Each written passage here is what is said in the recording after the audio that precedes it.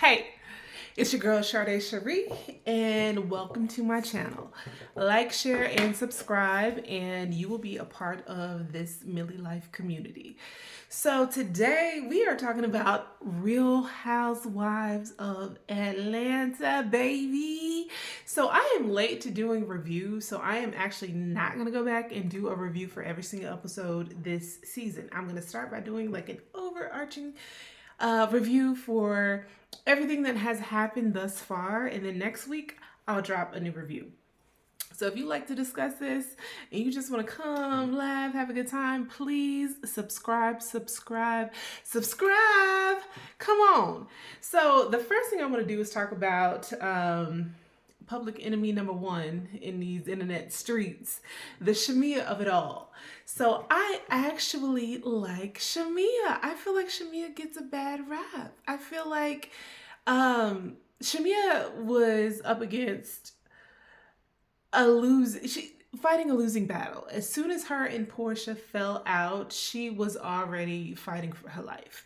I feel like Portia is a darling. She is one of the beloved housewives. And I don't know if that's because she was an underdog coming in and she had to, all her life she had to fight on this show. She had to fight the people calling her stupid, people calling her dumb. She had to fight the situation with her ex-husband, both of her ex-husbands now. So she's a really beloved housewife. And so I feel like Shamea she didn't have a fighting chance initially. Her and Portia being best friends, that was her in. Now that they are on the outs, she on the out. So let's start by talking about the situation with her and Drew. I feel like Shamea is at fault. One, because she was being a lapdog, unfortunately. I hate to use that terminology, but she was. She was doing Portia's bidding when she didn't have to. And I know a lot of people would say that's being a good friend, but in this situation, Portia is more than capable. She's a vet, and she's more than capable of fighting her own battles. So I think Shamea made a major misstep with that. So now you have caused a frenemy out of Drew. So that was misstep number one. Misstep number two, I think, was the fake apology that she gave after last season. That was just a little odd, a little weird. And that takes me to what I like to call a deep dive into the psyche of these women. I think Shamea is used to being liked. I think Shamea is used to being a darling. I think she has a fun personality. I think she has money. I think she has a very welcoming spirit. And I think those are honest, genuine attributes that she has. Now, does Shamea do a little too much? Yes. Can Shamea be a little extra? Yes. Can she, I feel like, be a little disingenuous when it comes to her true feelings and try to cover in an effort to avoid confrontation? Yes. And unfortunately on that show, these fans will clock your tea and clock it quick. And I think she's going to have to get used to standing on business, get used to moving with a little more precision, get used to being okay with not being liked. And I think that's hard for her. I think she's probably used to placating people, to avoid this very thing, to avoid being disliked. She's beautiful. She is wealthy. I think it's surpassed rich. I think she has elevated to the status of wealth. And so when you have everything going for you, that is a recipe for people not to like you. And I think she knows that. I think she's smart, and I think she has made a personality out of being the fun friend. And I think sometimes that's not always authentic. And I think a lot of viewers are reading that on her. And I think next season, because she is a great addition to the show, so I think she will be back. I don't think she should leave. All the trolls out there saying she should leave, no. I think next season she's just gonna have to, like Angela said, start anew. After you have an argument, say what you need to say, and move forward and let that be it and be okay with not being okay, which is hard to do. But Shamia, I think, is a good addition, and anybody else who says she's not is a hater and a Portia stan. That's all that is. So going on to Portia, I feel like this season we are getting a little more of an authentic storyline. Last season, I think she honed in on that whole Drew and Simon thing, not Simon, Drew and Dennis thing, in an effort to not talk about Simon. I think she was trying to avoid that conversation at all costs, and so she used Drew as a way, an outlet, an escape to deflect from her actual situation. Now, this season, I feel like she's being a little more vulnerable when it comes to her dating life. The whole situation with Mike, I don't buy it. I feel like Mike was a paid actor. I feel like Mike is eye candy, and she had him in her phone and said, hey, do you want to make a little extra money to come on the show? And I think that's what that was. I don't buy them being in a romantic relationship at all. And Sway, on the other hand, it seems like they have a genuine connection, and I am very surprised Portia was vulnerable enough to bring her on the show. So that is a nice way to open her life up, because sometimes I feel like these housewives, they know the game. They know how to avoid talking about what's really going on, and they start picking fights with other housewives, and I think that's what she did last season. So this season she is being a little more vulnerable. I'm waiting with bated breath, honey, on what's gonna happen next week with her and Shamia. So we're gonna see. Next on the list, who we got? Drew. So Drew, I feel like, is kind of riding the wave. I feel like Drew has always been one of those housewives that is picked on for no reason, and sometimes she don't tell the whole truth, but she don't do no worse than nobody else. They all lie. Like Candy said, the lies. They all lie. And so this season, I feel like Drew is really holding her own. She stood her ground with K. Michelle, because K. Michelle, that's a whole, I can do a dissertation on K. Michelle. But Drew, I feel like, is just trying to make her movies, trying to be a part of this friend group, which it seems like she really is. She's solidified in this group. She is trying to be a mom, trying to deal with the divorce with Ralph. We now know how that turned out, and not so good for Drew, unfortunately. But this season, I don't have any major notes for her. I think she's doing her thing. Phaedra, I know Phaedra gets a bad rap. I know a lot of fans don't like Phaedra, but I don't have a problem with Phaedra.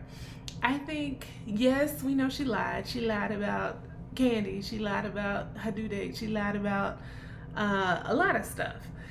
So outside of that, she has provided some laughs, but now I feel like she's just making faces, showing up fly, and collecting a check, and I'm not mad at that.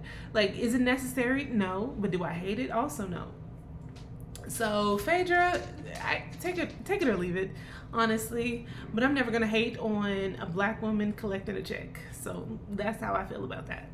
And next we got Angela. So Angela is one of my favorite new housewives. I feel like she just embodies grace. I feel like she is usually spot on with her assessments. I feel like she is making a misstep with Shamia. Angela, girl, if you listening to me, let it go. Let it go. It's not worth it. I feel like you are now running the risk of being a villain. And I think she would be able to handle that with grace if she does become the new Rhoa villain. I think she'll be that and move forward. She'll know how to navigate that space. I think she just has that level of discernment, and I think it's served her well thus far. But the situation with Shamia, I feel like Angela cannot let it go with Shamia, because Shamia keeps pivoting instead of standing in the wrong and just owning what she did and being like, yeah girl, I was talking ish, yeah girl, I was wrong, yeah girl, we ain't like you. Yeah, girl. Instead of saying that and living in that and just being like, that was in, this is now, we really ain't got no problems. Let's move forward. I don't think Shamia has done that in a very unfiltered, genuine way. And I think until that happens, I feel like Angela is going to be on her high. You know what I mean? I think there are sometimes people just get on our nerves. I think Angela is experiencing that from Shamia. And unfortunately, Angela, it's time to let it go. Whether or not you get the gotcha moment or the apology that you want from her, it's making you look a bit of like a bully and a little unhinged and a little not even a little a lot of shady. The scene where she called the neighbor and the neighbor confirmed, hey, yeah, you asked me about Shamia. That didn't land the way that she wanted it to. That made you look like you are out there trying to gather information and create stories about Shamia. And I don't think anybody actually believed it, because I don't. I feel like there's no way Shamia would ever disrupt her family, her marriage, her lifestyle, and what she has going on for some rando. And from the picture that they showed, not that rando. So Angela, girl, this ain't it. So outside of that, I love the scene with Angela and her daughter. I feel like that's a very difficult subject to broach, and to do it publicly, I think that takes a lot of bravery, and I hope they work that out. I hope they see it through, and hopefully we can follow up with her and her daughter next season. We have not seen a lot of Charles this season, and I don't know if that's because of what they, the pool scene from last season. I don't know. So we'll see. Who else? Who is next? Cynthia. Cynthia's doing great as a friend of the show. She's, I feel like, the voice of reason as always, usually. All of the girls seem to have an authentic bond with her. I know her and Shamia had a little bump in the road, but that was nothing. It was nice seeing Cynthia's boyfriend. Not what I would have imagined for her, but I'm not mad at it. She seems happy, and that's all I got for Cynthia. Who is next? Pinky. So I actually like Pinky. I feel like the internet was saying y'all weren't really fooling with her like that. I like her. I think Pinky is one of those people who is very direct and very unapologetic about her feelings, her thoughts, and her delivery of said feelings and thoughts. I'm a little bit like that in my personal life. I know, the smile, the voice, it comes across nice, but sometimes, especially if you handle in business or it's a serious topic, sometimes your delivery can be off-putting. And I think that is the issue that a lot of people and a lot of viewers were having with Pinky. I think she has hit a stride now. I feel like getting to know anybody, it takes time for you to feel comfortable. And so instead of performing, once you get to know somebody and you feel, okay, they're cool, you can just be yourself. And I feel like we're seeing that a little more with Pinky, and it's being received well. So I love that. I love, she's being open about her businesses and her marriage. I just hope it's not one of those things where reality TV comes in and, they start listening to the viewers and seeing the comments, and then that kind of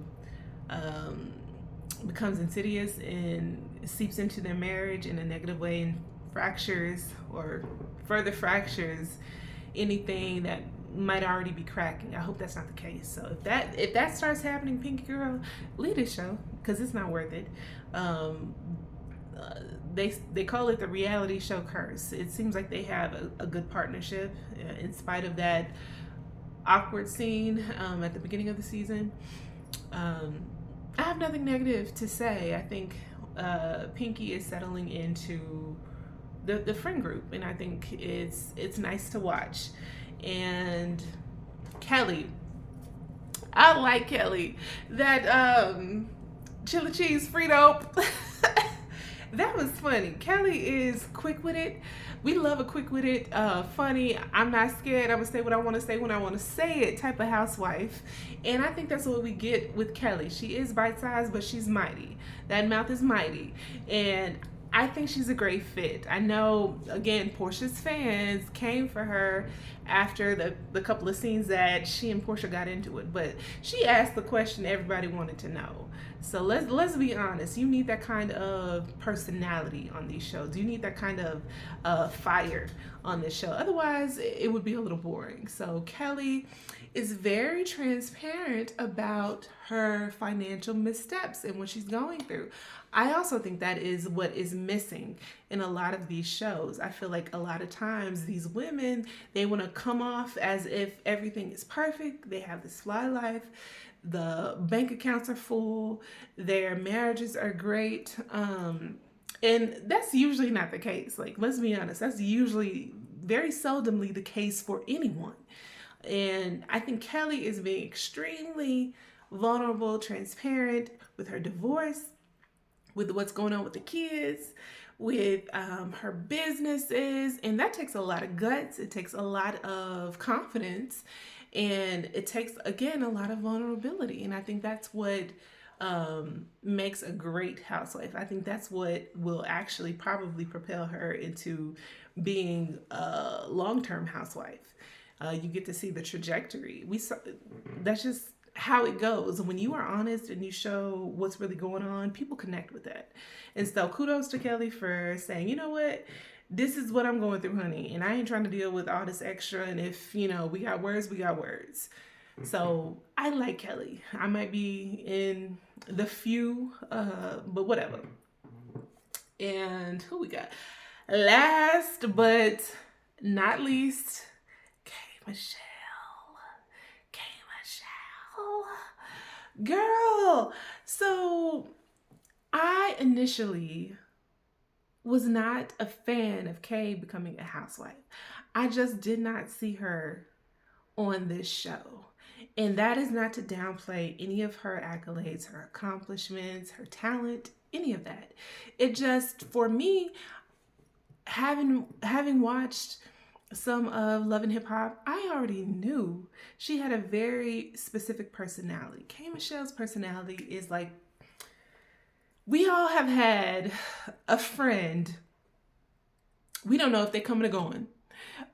We don't know if they finna come in a party and have a good time and kiki and laugh, or they finna come in a party and tear it up, cuss everybody out and go home, or they finna come in a party and be sad and bring down the energy.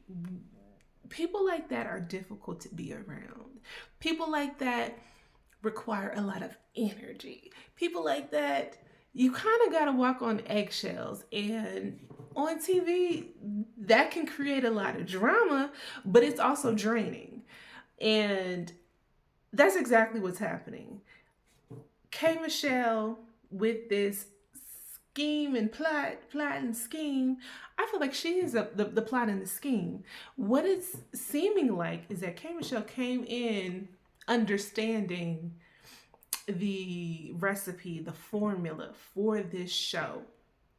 I think she understands, hey, these are the two people who I know I can get a reaction out of. These are some people who I know will respond to the drama. That is Portia. That is Drew. And I feel like Phaedra is an OG. Phaedra, most people know who that is. Portia, most people know who that is.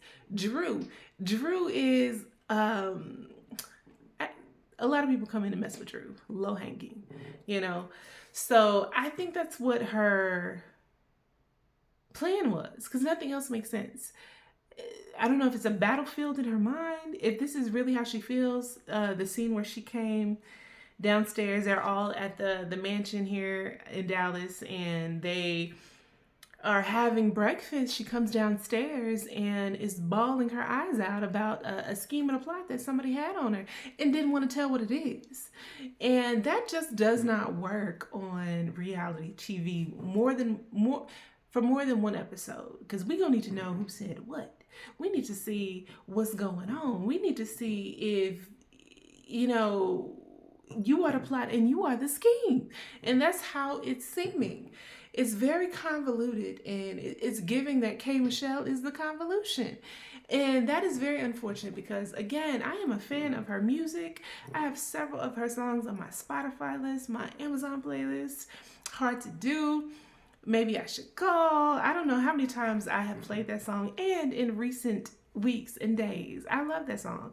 She is a great singer. She is very talented, and I don't think this show is for her. Whether or not the tears are real, whether or not the feelings behind the sentiment of feeling like somebody's plotting and scheming, it's giving that she is very paranoid, insecure, and unable to control her emotions. And on a show like this, I think that can lead to further emotional and mental damage if this is really what it is.